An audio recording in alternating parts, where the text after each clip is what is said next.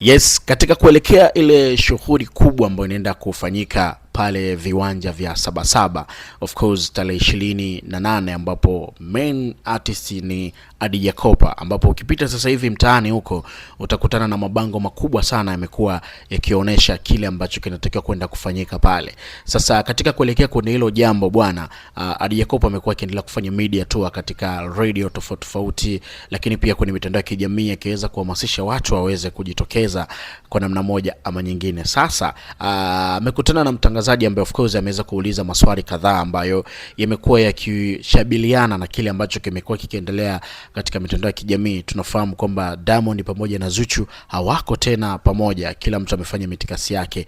Hata huko Kigoma pia tulitegemea tutamuona, lakini hatujamuona Zuchu, ni kutokana na hali yake ambayo nayo. Kulikuwa kuna maswali kadhaa ambayo alikuwa yanamuhusu, so aliweza kuulizwa kuhusiana ni kweli kwamba Zuchu na Diamond hawapo tena pamoja, na majibu yake yalikuwa ni akizungumza tu akisema kwamba hilo jambo ye mwenyewe pia kaliona kwenye mitandao ya kijamii, na kwa sababu binti yake amelithibitisha basi ana imani hilo, lakini anasema sio watu wa kwanza kuweza kuachana.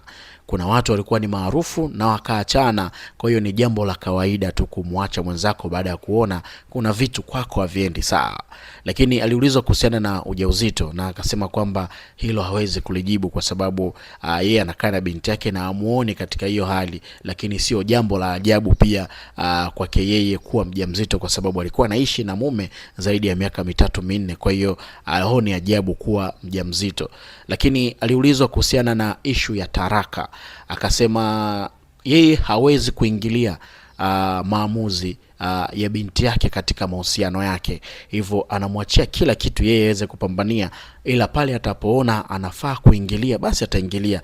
Lakini aliongeza kitu ambacho kimekuwa na maswali mengi kwamba kuhusiana na mahusiano yake yeye pamoja na familia ya Mama Dangote. Yeye alisema tu kwamba mtu pekee ambaye anamkubali katika familia hiyo ni Diamond Platinum, kwa sababu ni miongoni mwa wasanii ambao anawapenda sana, kwa hiyo hana shida na familia hiyo, hata kama kuna maneno yamekuwa yakizungumzika, japo kumekuwa kuna namna kwamba wakikutanaga wanaonesha kwamba wako sawa, yeye na Mama Dangote wako sawa, lakini ni kwamba behind the scene kwamba hakuna ambacho kiko sawa kati yao wote wawili. Kwa hiyo hili limekuwa ni kama jambo ambalo limekuwa likizungumzika sana huko kwenye mitandao ya kijamii. Sasa ukisikiliza haya maneno ambayo ameweza kuyazungumza Adija Kopa, of course yanadhihirisha kwamba ni kweli kile alichokiandika Zuchu na kuhusiana pia na taraka na mambo mengi yako kama ambavyo tumeendelea kuyasikia.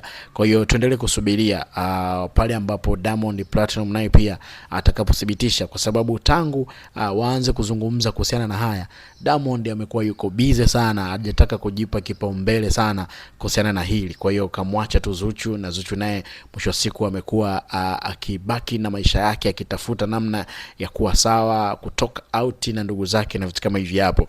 Bana, kwenye upande wa comment kwa kile alichokizungumza Adija Kopa, dondosha comment yako hapo, twende sawa.